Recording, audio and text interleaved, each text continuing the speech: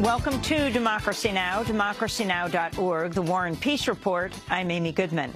The self-proclaimed Islamic State has reportedly seized the last Syrian government-controlled border crossing between Syria and Iraq. The Syrian Observatory for Human Rights says Syrian troops have withdrawn from Al-Tanf. ISIL's latest advance follows its capture of the Iraqi city of Ramadi and the ancient Syrian city of Palmyra.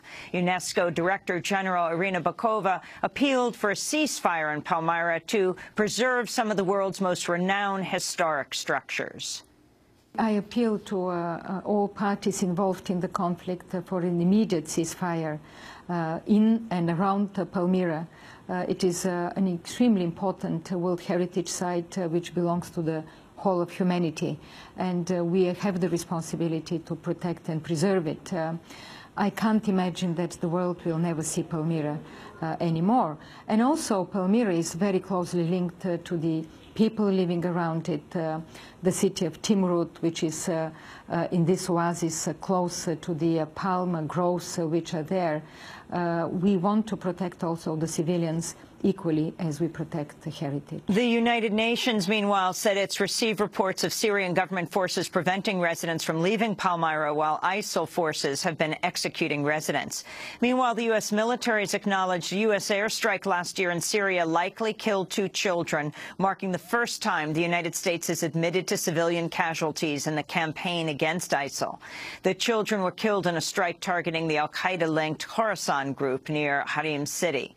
The Syrian Observatory for Human Rights has put the civilian toll from the U.S.-led campaign in Syria far higher, saying 131 civilians have been killed, including 42 children. In Yemen, 5 Ethiopian refugees were killed when Saudi shells struck an international aid office in the town of Maydi. 10 other refugees were wounded. Airstrikes and deadly clashes raged across Yemen Thursday, a day after the UN announced it'll convene a meeting of Yemen's rival factions next week. There were reports of further civilian casualties during intense Arab bombing, including 8 members of a single family killed in the province of Damar. Amnesty International has accused both sides of the conflict in eastern Ukraine of carrying out war crimes, including torture and summary killings of prisoners on a near-daily basis.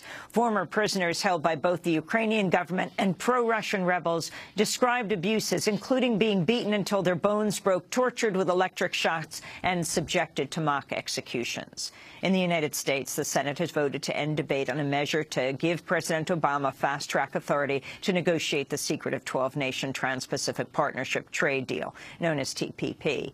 The measure would let Obama present the deal to Congress for a yes or no vote with no amendments. It advanced despite opposition across the political spectrum from lawmakers including Alabama Republican Senator Jeff Sessions and Democratic Ohio Senator Sherrod Brown, who said the TPP would lead to job loss. We make decisions here that throw people out of work, and even the Wall Street Journal editorial page, the greatest cheerleader, the most vigorous, vociferous cheerleader for free trade of any newspaper in the country, I believe, even they acknowledge people are thrown out of work from trade agreements because of the dislocation. But we're going to leave here, and we're going to vote on this without even having amendments on how to take care of those workers and how to do trade enforcement. It simply doesn't make sense. The NSA's bulk surveillance program may be on the verge of lapsing as the Republican-led Senate scrambles to renew key portions of the Patriot Act before they expire.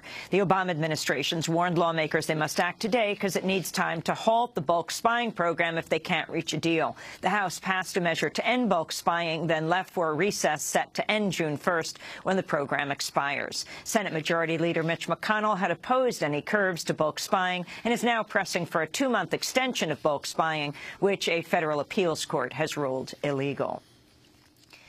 In Ireland, voters are going to the polls today in a historic referendum legalizing same-sex marriage. The referendum would make Ireland the first country in the world to adopt same-sex marriage through a vote.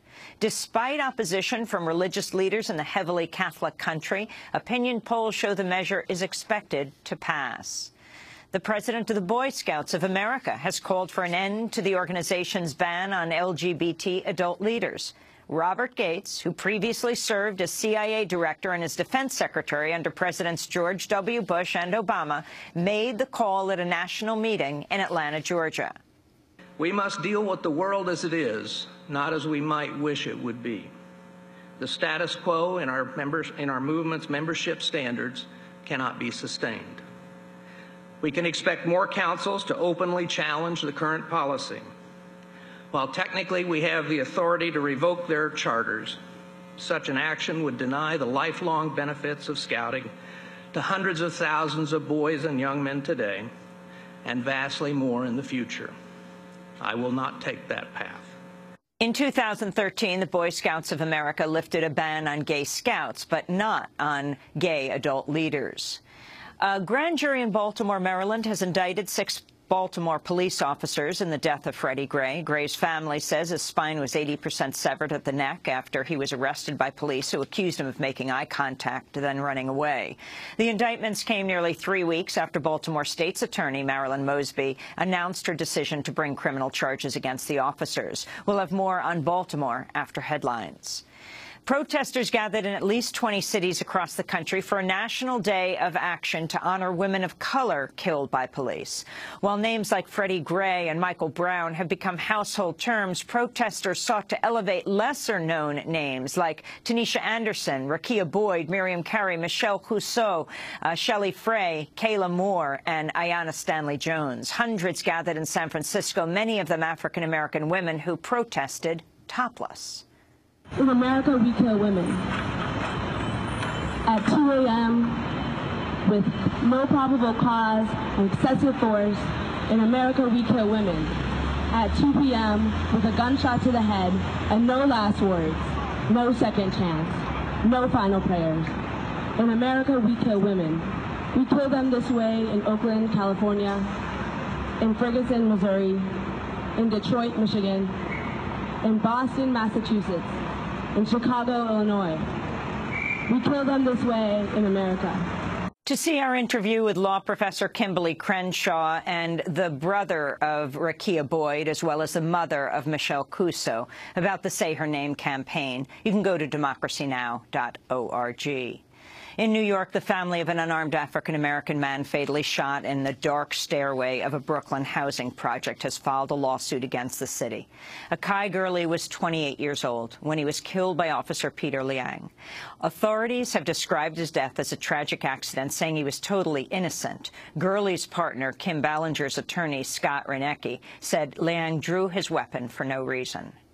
The officer had absolutely no reason or provocation for having his gun out of its holster, in his hand, and his finger on that trigger. So there's a lot of things here that must be looked into, both with the training and in the matter in the criminal case as well. Hundreds of demonstrators rallied in Olympia, Washington, after a police officer shot 2 armed African-American men accused of trying to steal unarmed African-American men accused of trying to steal beer from a grocery store. Officer Ryan Donald shot and wounded Andre Thompson and his stepbrother Bryson Chaplin, claiming one of them assaulted him with a skateboard. Both men are expected to survive. Officer Donald is on administrative leave. Thousands of people descended on McDonald's headquarters in Oak Brook, Illinois, for a second day to demand a $15 an hour minimum wage and the right to unionize. Protesters delivered a petition with 1.4 million signatures in support of worker rights. McDonald's recently announced it would start paying workers $1 per hour above the local minimum wage at company-owned stores, only 10% of its locations. The rest are franchises. Guatemalan President Otto Pérez Molina has fired several top officials amidst a corruption scandal, which has prompted calls for his resignation. President Pérez Molina said he had dismissed his Interior, Energy and Environment ministers, the intelligence chief, and other officials. This week, at least 16 people, including the central bank chief and head of the Social Security Institute, were arrested on accusations of rigging a contract for dialysis services in favor of a pharmaceutical firm. A number of patients died after the shift. This follows an earlier probe over a customs fee corruption ring, which prompted the Guatemalan vice president to resign.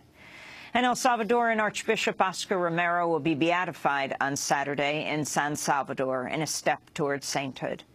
Archbishop Romero was known as the voice of the voiceless, an advocate for the poor and leading critic of the U.S.-backed Salvadoran military government. He was killed March 24, 1980, by members of a U.S.-backed death squad while delivering Mass at a hospital chapel. His assassination was ordered by Salvadoran military officer Roberto D'Aubuisson, a graduate of the U.S.-run School of the Americas. An envoy of Pope Francis will lead his beatification before an expected audience of hundreds of thousands of people.